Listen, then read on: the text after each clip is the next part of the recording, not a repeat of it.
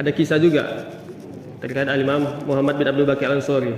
Kalau antum pernah dengar kisah tentang ulama yang kelaparan, dia menemukan sebuah kalung mutiara, kemudian dia berikan kepada pemiliknya, yang dia akhirnya menikah dengan seorang gadis.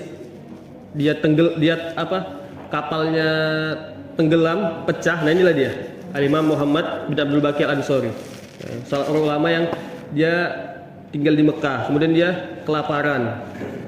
Ketika dia kelaparan, nggak punya duit, dia dapat kantong isinya apa? Isinya mutiara.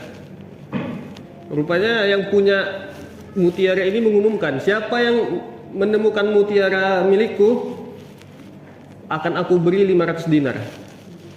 Kemudian kata Al-Imam Muhammad bin Abdul Baqi Al-Ansari, ayo ke rumah, aku akan kasih kalung mutiara yang engkau cari.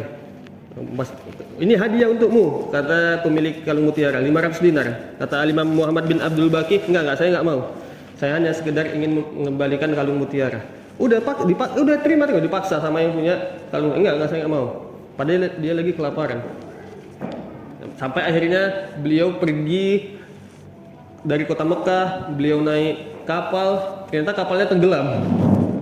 Kapalnya tenggelam, hancur, dia terombang-ambing di atas papan kayu.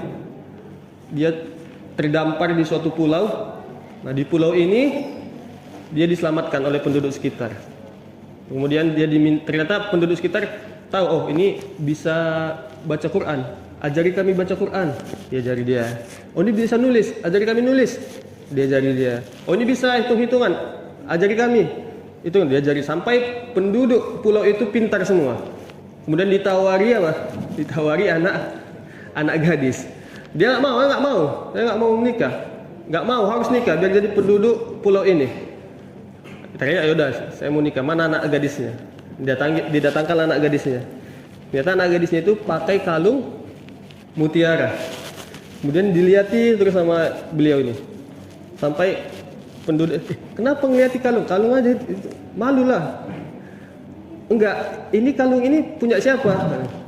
Kemudian kata anak gadis, ini punya ayah saya. Kata ayah saya, dulu kalung ini sempat hilang.